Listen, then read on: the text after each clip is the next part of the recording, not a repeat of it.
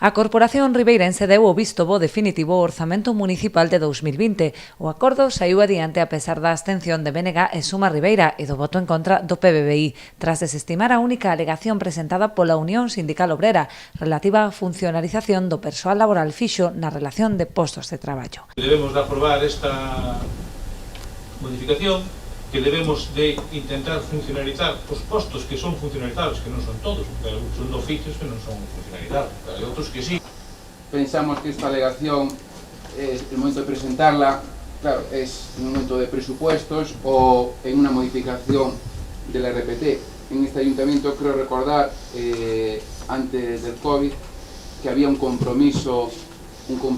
para ir funcionalizando, si explico bien a Cerudio, en este caso, todas las plazas,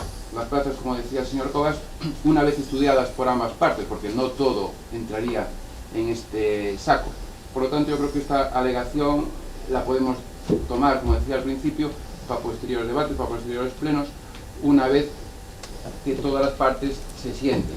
O alcalde explicou que xa se está a traballar na negociación para consolidar estes postos de traballo, pero a crise do coronavirus interrompeu o calendario. É unha negociación colectiva na que, evidentemente, hai cuestións que sí se van a ter en conta, é dicir, hai un proceso que seguramente cando se traiga a pleno é pedir que determinados postos de traballo que hoxe en día son laborales pasen a ser postos funcionariales, porque a propia lei o reconoce, porque temos puestos de funcionario laboral para o mesmo suposto, hai outros que evidentemente non son puestos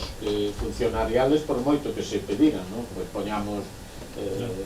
psicólogos ou calquer outro tipo de puestos, pero si pode haber puestos que se podían cubrir como funcionario, que por certo para o ayuntamiento é unha ventaja, porque aforra costes salariales, pero iso é un produto posterior de o que é a negociación cos propios sindicatos do Concello, que por certo estaban de acordo co propio presupuesto. Durante a sesión tivo lugar tamén a toma de posesión da nova concelleira Tania Redondo tras a renuncia de Dolores Elorduy.